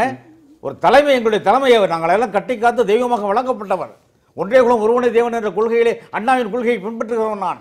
கடவுள் நம்பிக்கை இருக்கிறதோ இல்லையோ, எம்ஜிஆருடைய மரணத்தை சொல்லி அனுதாபத்தை தேடி ஒரு முறை ஓட்டு கேட்டாங்க. இந்திரா காந்தி மரணம், எம்ஜிஆர் உடல்நல குறைவு, கூட ஓட்டு கேட்டாங்க. ஆனா யாரும் பணத்தை தூக்கிட்டு போய் ஓட்டு கேட்கலைங்க. எம்ஜிஆர் மாதிரி செஞ்சுட்டு போய் பணத்தை தூக்கிட்டு போய் ஓட்டு கேட்கலைங்க. நான் தெளிவாக சொல்கிறேன், இந்த நடவடிக்கைக்கு, ஒரு கட்சியுடைய தலைமையை அசிக்கப்படுத்தி நடவடிக்கைக்கு பன்னீர்செல்வத்தின் மீது தேர்தல் கமிஷன் கடுமையாக நடவடிக்கை எடுக்க வேண்டும். என்னுடைய கருத்து தான். நான் ஒன்று சொல்றேன், இந்த பணப்பட்டுவாடா தேர்தலில் கிட்டத்தட்ட 128 கோடி பணப்பட்டுவாடா நடந்திருக்கிறது. என்ன சார் கரெக்டா ஒரு 100 கோடின்னு சொல்லுவாங்க, பத்திரிகையிலே வந்த செய்தி 128. மாலையிலே பார்த்தேன் பத்திரிகையிலே 128 கோடி பணப்பட்டுவாடா ஆகியிருக்கிறது. 4000 5000 என்று ஒரு வாக்குக்கு கொடுத்திருக்கிறார்கள். அதை நீங்கள் எப்படி கொண்டு போய் பணம் கொடுக்கலாம், பணம் கொடுத்து ஓட்டு வாங்க முயற்சிக்கிறீர்கள் என்று சொன்னால் அவர்கள் தரப்பில் என்ன சொன்னார்கள்? பன்னீர்செல்வத்துடைய ஆட்களும் திராவிட முன்னேற்றத்துடைய ஆட்களும் அவர்கள் எங்கள் தொப்பியை போட்டு கொண்டு போய் அவர்கள் இது மாதிரி பணம் கொடுத்திருக்கலாம் அப்படின்னாரு.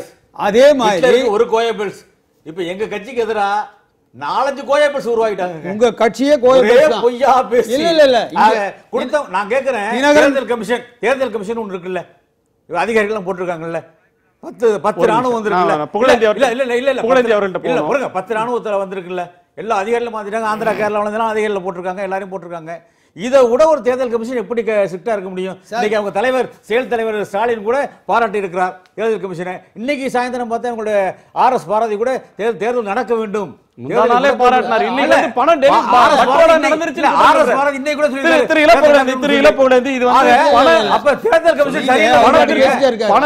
என்னுடைய கேள்வி, தேர்தல் கமிஷன் ஒரு நிமிஷம். இப்ப சகோதர சண்டைன்னு வந்துட்டாலே கொஞ்சம் காட்டமா இருக்கும். அது காங்கிரஸ் தமாகவா இருந்தாலும் சரி, அதிமுக அம்மா, அதிமுக புரட்சி தலைவி அம்மாவா இருந்தாலும் சகோதர சண்டைகள் சிக்கல் தான். உங்கள்கிட்ட கேட்கிற பணத்திற்கும் நீங்க எனக்கு பதில் சொல்லாமே அவர் பேசுறதை விட்டுட்டீங்கன்னா நான் பதில் சொல்ல வேணாமா? அதுக்கு அவர் கருத்தே சொல்லாம அவர் கருத்து சொல்லிட்டாரு. என்னுடைய கருத்தை நான் சொல்லணும். கருத்து சொல்றதுக்கே நீங்க விடலைன்னா கலைராஜன் சகோதரர் பேசிட்டே இருக்காரு. அவர் பாண்டியராஜனை பத்தி ஒண்ணுமே தெரியாது, ஒரு நிமிஷம். தனிநபர் விமர்சனம் வேணான்னு சொல்லி அதை நான் தடுத்துட்டு அதற்கு முன்னாடி நான் அது போக அலோவ் பண்ணல. இல்ல, நான் சொன்னதுக்கு அவர் பதில் சொல்லட்டும். என்ன சொன்னீங்க?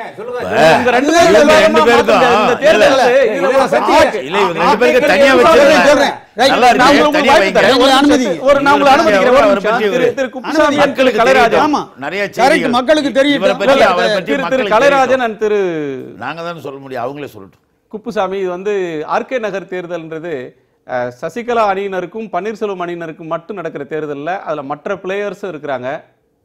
இதை யார் அதிமுக முடிவு பண்ற தேர்தலில் RK நகருக்கு யார் சட்டமன்ற உறுப்பினர் முடிவு பண்ற தேர்தல். திமுகவை கேட்கிறது.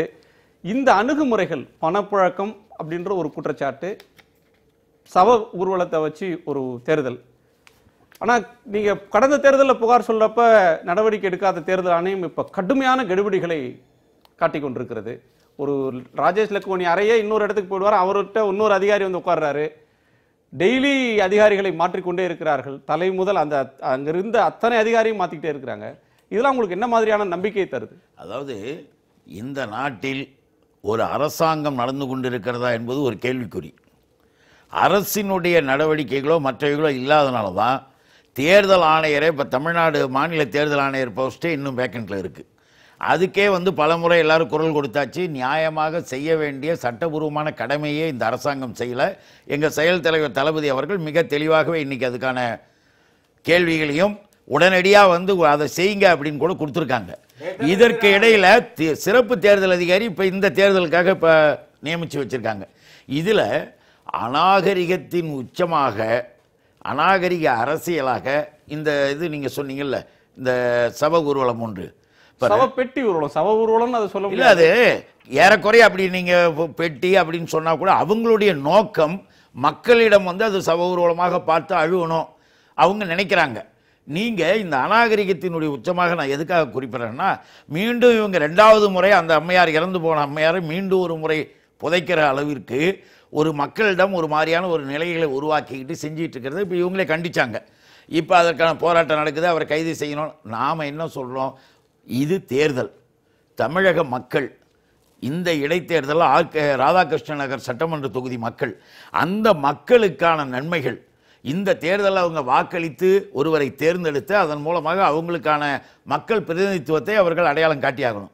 இதைத்தான் இப்போ நம்ம பார்த்துக்கிட்டு இருக்கணும். ஆனால் இந்த தேர்தலில், இந்த இடைத்தேர்தலில் நீங்கள் சொன்ன மாதிரியோ சகோதரர் பீட்டர் அல்ஃபோன்ஸ் அவர்கள் சொன்ன மாதிரியும் கூட இந்திய அளவிலே கூட எல்லாருமே உற்று பார்க்கக்கூடிய அளவிற்கு இந்த தேர்தல் அதிகாரி சரியில்லை, இன்னொரு தேர்தல் அதிகாரியை நியமித்து எல்லாம் நடந்துக்கிட்டு இருக்கிற சூழ்நிலையில் இப்போ பணமா பிணமா என்ற கேள்விகள்லாம் வந்துக்கிட்டு இருக்கிற நேரத்தில் நாம் குறிப்பிட விரும்புவது, ஜனநாயக முறைப்படி தேர்தல் ஆணையம் சரியாக முறையாக இந்த தேர்தலை நடத்த வேண்டும். அப்படி நடத்துமே ஆனால் அதன் மூலமாக வருகிற மக்கள் தீர்ப்பு என்பது மதிக்கக்கூடியதாக ஏற்றுக்கொள்ளக்கூடியதாக இருக்கும் என்பதை எல்லா தரப்பு மக்களும் ஒத்துக்குவாங்க. நீங்கள் ஜனநாயக முறைப்படி நடக்கிறதுக்கு முந்தி இப்படிப்பட்ட மோதல்கள், இப்படிப்பட்ட இடைஞ்சல்கள், இது என்ன அர்த்தம்? இது என்ன நடக்குது? இந்தியாவில் ஒரு மாநிலத்தின் தலைமை தேர்தல் அதிகாரி ஒருத்தரையே மாற்றுவது அப்படின்றது ஒரு அவமானம். ஆனால் அந்த எக்ஸ்ட்ரீமுக்கு போகாம டெக்னிக்கலா அவரை நீக்கல, ஆனா அவர் செய்ய வேண்டிய வேலையை இன்னொருத்தர் செய்வாருன்னு சொல்றாங்க. ஆமா, அவர் அறையிலே உட்கார்ந்து இன்னொரு அதிகாரி செய்யறாரு. அவ்வளவு கடுமையான நடவடிக்கையை கெடுக்கூடிய தேர்தல் ஆணையம் செஞ்சா அது ஜனநாயகப்படி நியாயமா நடக்கக்கூடிய தேர்தல் தானே? அப்போ தேர்தல் ஆணையம் வந்து ஜனநாயக முறைப்படி நடக்கும் அப்படின்ற நம்பிக்கைக்காக எடுக்கிற நடவடிக்கைகளாக பார்க்கிறோம். ஆனா தேர்தல் அப்படி நடத்தி ஆகணும்.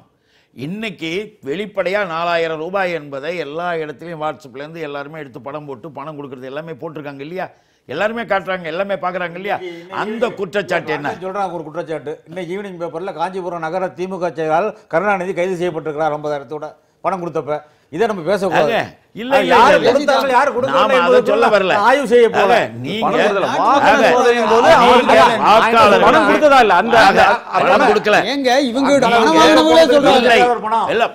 அவர் வச்சிருந்தாரா அவரை கைது சோதனையின் போது வாகன சோதனை நீங்க கொடுக்கும் பொழுதே வாக்காளர்களுக்கு இவங்க பணம் எண்ணி கொடுத்துக்கிட்டு இருக்கிறத படமாக எடுத்து தெளிவாக எல்லா இடத்துலயும் குற்றச்சாட்டு எல்லாரும் வந்து சாமி கும்பிட்டாச்சா அப்படின்னு ஒரு கோடு வாடம். அதாவது பணம் கொடுத்துட்டாங்களா அப்படின்றது சாமி கும்பிட்டாச்சா அப்ப கும்பிட்டேன் அப்படின்னா பணம் வந்துருச்சு. இந்த மாதிரி இதெல்லாம் வச்சு வீடு வீடாக நம்பர் போட்டு குறிப்பிடுறாங்க.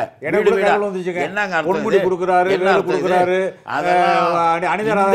யாரும் கிடையாது. இந்த ஃபார்முலாவே திருமங்கல ஃபார்முலா தாங்க.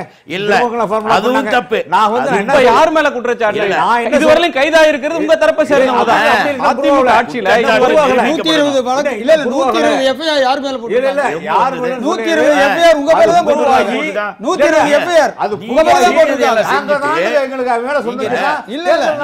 ஆமா, இப்ப தேர்தல் ஆணையம் யாருக்கு கொடுத்தீங்களோ அந்த மக்கள் சொல்றாங்க. கொடுத்தாச்சு. தேர்தல் ஆணையத்தில் எஃப்ஐஆர் போட்டிருக்கிறாங்க, மேற்கொண்டு நடவடிக்கைகள் எடுக்கப்படுறாங்க. 120 எஃப்ஐஆர் குற்றவாளிகள் நீங்க தான் மேல வந்து குற்றச்சாட்டு அடுக்கிட்டு போறதுல ஒன்றும் பிரயோஜனம் இல்லை. நடந்திருப்பதும் அதற்கான நடவடிக்கைகளுக்கு இன்றைக்கு நடவடிக்கை எடுத்துக்கொண்டு இருக்கிற நிலையில் இருப்பதும் நமக்கு தெரியுது. நாம சொல்ல விரும்புவதை நீங்க கேட்ட கேள்வி, இப்ப நீங்க கேட்டது வந்து இன்றைக்கு நடைபெற்று இருக்கிற நிலையில் நான் அதை தான் மறுபடியும் சொல்றேன். ஜனநாயக முறைப்படி சிறப்பு அதிகாரியை தலைமை தேர்தல் அலுவலகத்தை போட்டிருக்காங்கன்னா முறையாக சரியாக நடத்துங்க. யார் வேணான்னா தேர்தலை நடத்துங்க. இப்போ ஒரு கட்சியில வந்து இப்போ பாரதிய ஜனதான்ற கட்சியில ஒருத்தர் வந்து தேர்தலை ரத்து பண்ணணுன்றாரு, ஒருத்தவங்க வந்து தேர்தலை நடத்தணுன்றாங்க. அப்படின்றது அவங்களுக்கு சொல்ற கருத்து மாதிரி அவங்களும் சொல்றாங்க. ஆனா நாம என்ன சொல்றோம், தேர்தல் நடத்துங்க, ஜனநாயக முறைப்படி நடத்துங்க. இப்ப இவர்களுக்குள்ள இருக்கிற போட்டிக்கான தேர்தல் நீங்க இன்னொன்னு கேட்டீங்க, நான் அதை கூட சொல்றேன். இப்ப இவர்களுக்குள்ள இருக்கிற போட்டி என்ன, யார் இவர்களில் ஒருவர் மிஞ்சி வாக்குகள் வாங்கணும். அதான் இவங்க கிடையாது. வெற்றி வந்து திராவிட முன்னேற்ற கழகம். யார் வெற்றி? நாங்க தேர்தல் வெற்றி. யார் உங்களுடைய ஒரிஜினல் நீங்க யார் அதிமுக சேர்ந்தவர்கள் என்பதை ஓட்டு வித்தியாசத்துல காட்டிய மீண்டும் வந்து சின்னத்தை பெறுவதற்கு போட்டி போடுறீங்களே தவிர மக்களுக்கான சட்டமன்ற உறுப்பினராக சட்டப்பேரவைக்கு செல்வது திராவிட முன்னேற்ற கழகம் வெற்றி பெற்று போகும். அது உங்களுக்கு ஜனநாயக முறைப்படி நாங்களாம் இப்ப சர்வாதிகார முறையிலே வர்றோம். குப்புசாமி பேசட்டும், ஒரு நிமிஷம் அவரு கொடுங்க. சொல்லுங்க. இல்ல, நீங்களே பேசிட்டு இருந்தீங்கன்னா எப்படி? பேசுங்க. நீங்க தான் சொன்னீங்க நான் கேட்கறதுக்கெல்லாம் பதில் சொல்றேன்னு. சொல்லுங்க இல்ல, brother. நான் ஒண்ணே ஒண்ணு சொல்றேன். இல்ல நான் நிறைய சொல்றேன், நீங்க அதுக்கு சொல்லுங்க. மாணவர் நிச்சயம் கொஞ்சம் வெயிட் அதிமுக கொஞ்சம் பொறுங்க. 10 வருஷம். இல்ல நான் சொல்றேன். அண்ணன் ஒரு क्वेश्चन சொன்னாங்க. ஐயா, உள்ளாட்சி ஏங்க, தேர்தல் நேரத்தை கமிஷனர் நீங்க எனக்கு தேர்தல் கொடுக்க கமிஷனர் முடியாது. இருங்க. அது முடியாது. தேர்தல் நீங்க கமிஷனர் எனக்கு நீக்கவில்லை, கொடுக்க உடனே போடவில்லை. நாங்க தேர்தல் ரெண்டு கமிஷனர் regular பேசிட்டு இருந்தா இருக்காரு. எப்படிங்க என்னை உட்கார இப்ப வச்சுட்டு? நான் கேட்கிற ஒரே கேள்வி என்னன்னா, தேர்தல் ஆணையத்தை சரியில்லைன்னு சொல்லி இவங்க பணம் கொடுத்தாங்கலாம் சொல்றாங்கல்ல, தேர்தல் ஆணையத்து மீது நடவடிக்கை எடுப்பாங்களா, வழக்கு போடுவாங்களா? இப்போ திராவிட முன்னேற்ற கழகத்தின் பதில் சொல்றேன். சார்பாக உள்ளாட்சி தேர்தல் சம்பந்தமாக இன்னைக்கு ஒரு அவதூறு வழக்கு ஒன்று தேர்தல் ஆணையத்தின் மீதும் மாநில அரசு மீதும் நம்ம போட்டிருக்கோம். அது எடுக்க விசாரணைக்கு ஏற்றுக்கொள்ளப்பட்டு விட்டது. இன்றைக்கே நீங்கள் பார்த்துருக்கலாம். எங்களுடைய அமைப்பு செயலாளரான ஆர்எஸ் பாரதி அவர்கள் கேஸ் ஃபைல் பண்ணியிருக்காங்க, ஏற்றுக்கொள்ளப்பட்டது பெட்டிஷன். இது எதற்காக குறிப்பிடும் என்றால், இப்போ இவங்க சொல்கிறாங்க, சகோதரர் சொல்கிற மாதிரி நாம் தேர்தலை சரியாக நடத்தணும்னு நம்ம நினைக்கிறோமே தவிர அவங்க சொல்கிற மாதிரியான குற்றச்சாட்டுகள் அதுக்கு இதுக்கெல்லாம் இப்போ பதில் சொல்லிக்கிட்டு தேவையில்லை.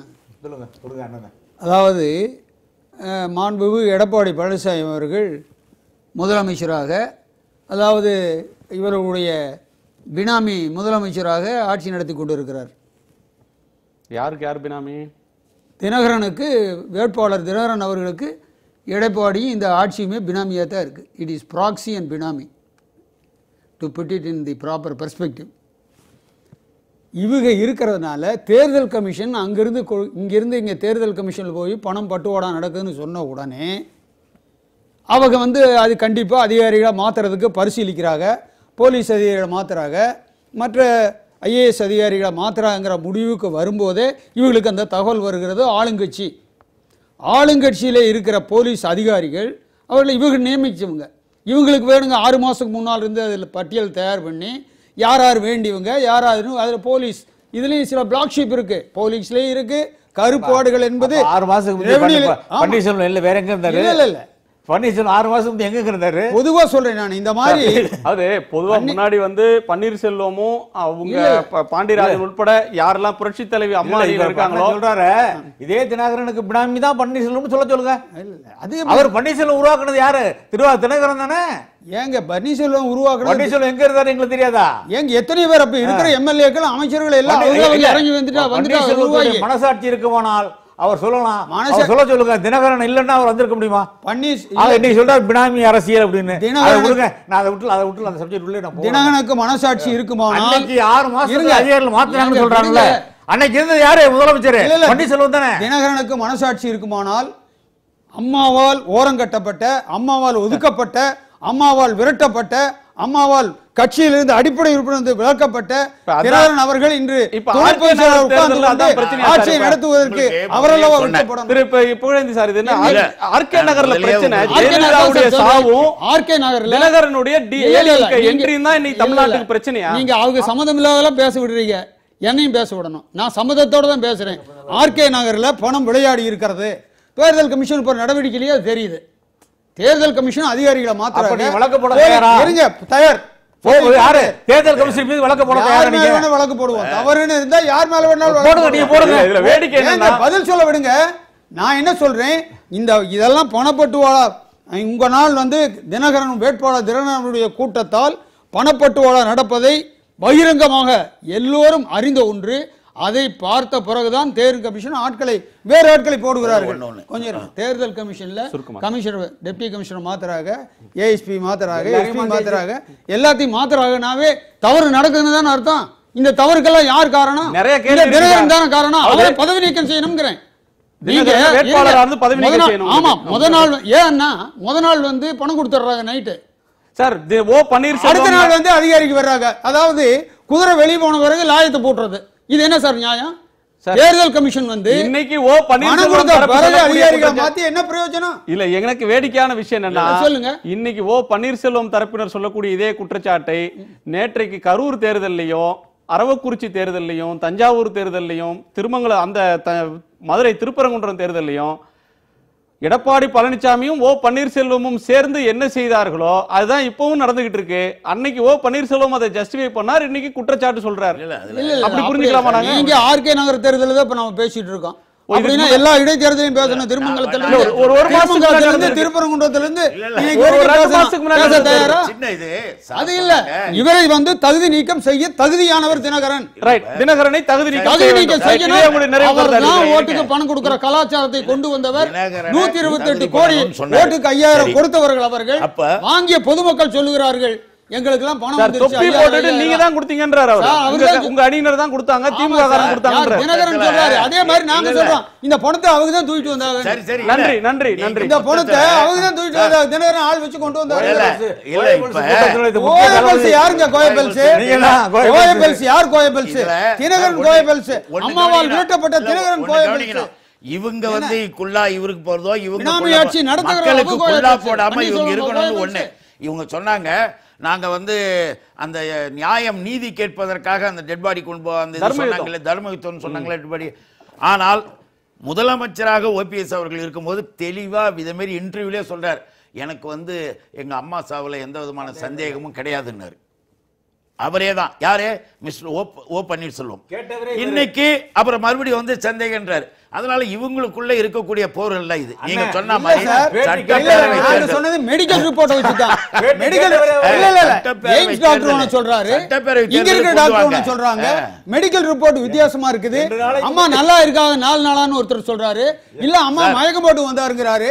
அம்மா இட்லி சாப்பிட்டாருங்கறாங்க, தோசை சாப்பிட்டாங்க. இட்லி சாப்பிட்டாங்கன்னு சொன்ன பொண்ணே தாங்க பக்கத்துல நின்னு இருக்காரு. இருக்காருங்க. இட்லி சாப்பிட்டாங்க, அது தவறுன்னு தான் சொல்றோம். யாரா இருந்தாலும் தவறுதான். வெற்றி கணக்கு இருந்தாலும் தவறுதான். அம்மா வந்து நல்லா இருக்காரு சொன்னது யாரு? நன்றி நன்றி. ஒரு லைன். மக்களை பார்த்து மக்களுக்கான சேவைகளையும் நன்மைகளும் செய்ய இந்த இடைத்தேர்தலின் மூலமாக தமிழ்நாட்டினுடைய தன்மானத்தையும் மானத்தையும் உலகத்தில் காப்பாற்றுவதற்காக ஜனநாயக முறைப்படி தேர்தல் ஆணையம் நடவடிக்கைகளை எடுத்து மக்களிடம் தேர்தலை நடத்தணும். அது வந்து பணம் போனதுக்கு பிறகு நல்லது நடக்கும். நீங்க நினைக்கிறீங்க நல்லது நடக்கும், ஒளி கிடைக்கும், உதயசூரியன் வரும். அவ்வளவுதான் என் கருத்து. நீங்க உள்ளாக்களை வைத்துக் கொண்டு என்னால் ஒண்ணு செய்ய முடியாது. இல்ல, என்னை பொறுத்தவரை ஜனநாயக ரீதியாக தேர்தல் ஆணையம் கடுமையான நடவடிக்கை எடுக்கிறது என்பது ஒரு பக்கத்தில் இருந்தாலும் தினகரன் தகுதி நீக்கம் செய்ய இல்ல. அவர் சொல்ற குற்றச்சாட்டுலாம் நாங்க தகுதி நீக்கம் என்ன போன நான் சொல்றது குற்றச்சாட்டு இல்ல, நீங்க சொல்லலாம் குற்றச்சாட்டு. பன்னீர்செல்வம் ஒண்ணுக்கு ஆக மாட்டாரு, பாண்டியராஜன் ஒண்ணுக்கு தகுதி இல்லைன்னு சொல்றதெல்லாம் குற்றச்சாட்டு. பன்னீர்செல்வம் பதவிக்கு அரசியலுக்கு தகுதியற்றவர். தினகரன் எப்படி தகுதி உள்ளவர்? இந்த கட்சிக்கு தினகரனுக்கு என்ன தொடர்பு? பன்னீர்செல்வத்தை இல்ல, இந்த கட்சிக்கும் தினகரனுக்கு என்ன சம்பந்தம் இருக்கிறது? என்ன தொடர்பு இருக்கிறது? அடிப்படை உறுப்பினரா? பன்னீரை கேளுங்க. நீங்க என்ன பன்னீரை கேக்குறாங்க? பன்னீர் தான் கேக்குறாரு. பன்னீர் தான் கேக்குறாரு. இவர் அடிப்படை உறுப்பினரே இல்லை, தினகரன் வேட்பாளர் இருக்கிறதுக்கு அருகதை இல்லை, அண்ணா திமுக என்று சொல்வதற்கு தகுதியே இல்லை. என்ன பன்னீர் தான் சொல்றாரு. அதுக்கு நீங்க பதில் சொல்லுங்க. நான் கேக்குறது இவருக்கு கேக்குறத நான் சொல்ல முடியாது. அப்புறம் சொல்ல முடியாது. நீங்க எல்லாம் சொல்றோம். நீங்க பன்னீரை பத்தி அறிவாளி பேசிட்டீங்க. இல்லங்க, நீங்க தனிப்பட்ட முறையில விமர்சனம் பண்றீங்க. குப்புசாமி ரன்னிங் கமெண்ட்ரி பண்ண முடியாது. உங்க கருத்தை சொல்லிட்டீங்க. நீங்க நிறைய கருத்து சொல்றது நான் ரன்னிங் கமெண்ட்ரி நான் அடிக்க கூடாது. இல்ல, நான் ரன்னிங் கமெண்ட்ரி நான் சொல்றேன். இவருக்கு பதிலுக்கு பதில் நான் பேசுறேன். ரன்னிங் கமெண்ட்ரி பண்ணல. பதில் பேசினா வம்பா வருங்க. சரி, ஆனா பேசலங்க. கருத்தை சொல்லுங்க. எங்க கருத்து உணர்வுச்சாளர் தப்பா பேசினா தப்புங்க. நான் என்ன சொல்கிறேன் என்றால், ஒரே வரியில் 1000 பேர் 1000 குற்றச்சாட்டுகளை சொன்னாலும் நாங்கள் ஆர்கே நகர் தொகுதியிலே திமுகவின் கோட்டையாக இருக்கிற போதே சென்னையிலே 77 இருந்து வெற்றி பெற்றிருக்கிற தொகுதி. நீங்க பெறக்கூடிய வெற்றி, நீங்க ஒருவேளை நீங்க வெற்றி பெறுவோம்னு சொல்றீங்க. நீங்க ஒருவேளை பெற்றால் ஒரு கௌரவமான வெற்றியா? இல்ல, வெற்றி பெறுவீர்கள் மீறினதா அப்பட்டமான புகார்கள் இருக்கு. ஒரு ரெஸ்பெக்டபிள் வெற்றியா இருக்கு. வெற்றி பெறுவீர்களான்றது தேர்தல் முடிவு வரனே தெரியும். நீங்க நான் கேக்குற கேள்வியில ஒன்னு சொல்லணும். நீங்க ஒரு கௌரவமான வெற்றியா? இல்ல, நீங்க புகார்கள் அதிகம் இருக்குன்னு எங்களை மட்டும் சொல்றீங்க. திமுக சொல்லல, ஓ பன்னீர்செல்வம் சொல்லல. நான் என்ன கேக்குறேன்னா, இந்த மாதிரி எங்க போய் தனிப்பட்ட குற்றச்சாட்டு சொல்லாதீங்க. நான் கேட்கிறது, நாங்கள் எந்த குற்றமும் செய்யவில்லை. வர இருக்கிற தேர்தல், நடக்க இருக்கிற தேர்தலிலே 77 இருந்து எப்படி அதிமுகவின் கோட்டையாக ஆர்கே நகர் வந்ததோ அதே போல இந்த தேர்தலிலே நாங்கள் வெற்றி பெற போகிறோம். அதிமுக நாங்கள் தான் என்பதை நிரூபிக்க போகிறோம். இரட்டை இலை சின்னத்தை நாங்கள் மீட்கத்தான் போகிறோம். எந்த குற்றமும் செய்யாதவர்கள் சார் நிறைவு செய்யணும். ஏன் அவங்க அம்மா பொதுச் செயலாளர் பேர்ல நீங்க வாக்கு கேட்கலாமே? இன்னும் கொஞ்சம் இஷ்யூ பேஸ்டா இருக்கணும்னு நான் நினைக்கிறேன். நன்றி. இதை போன்ற வாதங்கள் வந்து இருந்ததுன்னா நம்ம இதை பார்த்து கொண்டிருக்கிற ஜனங்களுக்கு ஒரே ஒரு கருத்து போட்டு சொல்றேன். இன்னைக்கு வந்து எலெக்ஷன் கமிஷன் எடுத்திருக்கிற நடவடிக்கை வந்து அரசியல்வாதிகளால் வேட்பாளராக நிற்கின்றவர்களை பற்றிய கவனத்தை விட நம்முடைய அதிகாரிகள் எப்படி இருந்திருக்கிறார்கள் என்பதை இந்த தேர்தல் ஆணையத்தினுடைய நடவடிக்கையில் வெளிச்சத்தில் கொண்டு வந்திருக்கிறது. போலீஸ் கமிஷனரிடம் இருந்து அத்தனை ஜாயிண்ட் கமிஷனர்ஸ், டெபுட்டி கமிஷனர்ஸ், அதற்கு பிறகு இன்று சீஃப் எலக்டரல் ஆபீசர், இவர்கள் எல்லோருமே ஒரு சார்புடையவர்களாக இருக்கிறார்கள் அல்லது அப்படி இருப்பதற்காகத்தான் அந்த இடத்திலே பணியமர்த்தப்பட்டார்கள் என்கிற குற்றச்சாட்டு என்பது நம்முடைய அரசாங்க இயந்திரத்திலே அதிகாரிகள் எவ்வளவு தூரம் தரம் தாழ்ந்து போயிருக்கிறார்கள். Bureaucracy what extent it has gone down. இது ஒரு பெரிய பிரச்சனை. இது இந்தியாவில் இந்த இடத்துல நான் நிறைவுன்றாலும் நான் கேட்கணும், குறுக்கிட விரும்புறேன். இது இல்ல, இது நீங்க சொல்றது ரொம்ப ரொம்ப ஆழமா யோசிக்க வேண்டிய விஷயம். ஆனால் இந்த மாரல் டிகேயிங், ஒரு நடுநிலை தவறிய அதிகாரிகள், சார்பு கொண்ட அதிகாரிகள் என்று தேர்தல் ஆணையம் இப்போது கருதி நடவடிக்கை எடுக்கிறதுன்னு சொன்னா, என்னோட கேள்வி, தேர்தல் ஆணையம் ஏன் திடீரென்று விழித்துக் கொள்கிறது? 3 மாதத்துக்கு முன்னாடி இவர்கள் எல்லாம் நடுநிலையோடு நடந்து கொண்டாங்களா? 6 மாதத்துக்கு முன்னாடி நடுநிலையோடு நடந்து கொண்டார்களா அப்படின்ற கேள்வி அது கூடவே வருது. இல்ல குணசேகரன், இல்ல அதாவது the role of election commission only comes when the election is notified. தேர்தல் அறிவிக்கப்பட்ட பிறகுதான் தேர்தல் ஆணையத்தினுடைய செயல்பாட்டுக்குள்ளே கடந்த தேர்தல்கள்ல, இடைத்தேர்தல்கள்ல இதே மாதிரி தேர்தல் ஆணையம் நடவடிக்கை எடுக்கவில்லை என்று அதுதான் வேற விஷயம். அவர்கள் ஒவ்வொரு முறையும் தமிழ்நாட்டிலே புதிதாக நடப்பதை பார்த்து கொண்டு புதிய யுக்திகளை தேர்தல் ஆணையம் கண்டுபிடித்துக் கொண்டே இருக்கிறது. ஏனென்று சொன்னால் போன தேர்தல்களில் அவர்கள் கற்ற பாடங்களை வைத்து இந்த தேர்தலில் அவர்கள் நடவடிக்கை எடுக்கிறார்கள். இந்த ஸ்பெஷல் எலக்டரல் ஆபீசர் என்பது இந்தியாவுடைய தேர்தல் சரித்திரத்திலே புதிதான நடவடிக்கை என்று நான் எண்ணுகிறேன். இதற்கு ராஜேஷ் லக்கானி ராஜினாமா செய்ய வேண்டாம். அவர் இனிமேல் அந்த பதவியிலே இருப்பது அவரது IAS தகுதிக்கே அது சரியல்ல என்பது என்னுடைய கருத்து. அதை போல நீக்கப்பட்ட காவல்துறை அதிகாரிகளும் அவர்களுக்கு இந்த தேர்தல் முடிந்தவுடனே அவர்களுக்கு ஒரு திரை ரீதியான விசாரணை நடத்தப்பட வேண்டும். இரண்டாவது, இந்த அதிகாரிகளை அங்கே யாருடைய காலத்தில் போஸ்டிங் செய்தார்கள்? அது பன்னீர்செல்வம் காலத்திலே போஸ்டிங் செய்தார்களா? அப்பொழுது இந்த தயாரிப்புகள் எவ்வளவு காலமாக நடந்து வருகிறது என்பதை பற்றிய தகவல்களை எல்லாம் நாட்டு மக்களுக்கு நாம் சொல்லணும். ஏன்னா இது எடப்பாடி பழனிசாமி வந்த பிறகுதான் அதிகாரிகள் போடப்பட்டவர்களா, OPS ஆலே போடப்பட்டவர்களா? அப்பொழுது இந்த சதிவலை எப்பொழுதிலிருந்து பின்னப்பட்டிருக்கிறது?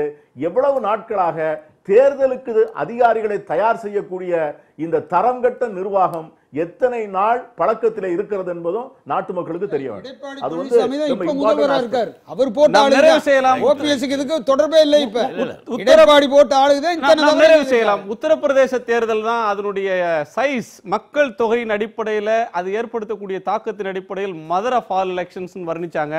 இந்த RK Nagar mother of all by elections அப்படின்னு சொல்ற அளவுக்கு மிகப்பெரிய அளவிலான பிரம்மாண்டமான தேர்தலாக இருந்து கொண்டிருக்கிறது. உத்தரப்பிரதேசத்துல இந்த கட்சிகள்லாம் செலவு செஞ்சது 5000 கோடின்னு போட்டிருந்தாங்க பேப்பர்ல தேர்தல் செலவு. அதை விட வாங்கிய பெருசாக நடந்துருச்சு. அண்ணன் பீட்டர் அல்போன்னு சொல்றாரு. நியாயப்படுத்தாதீங்க. இல்ல நான் நியாயப்படுத்தல.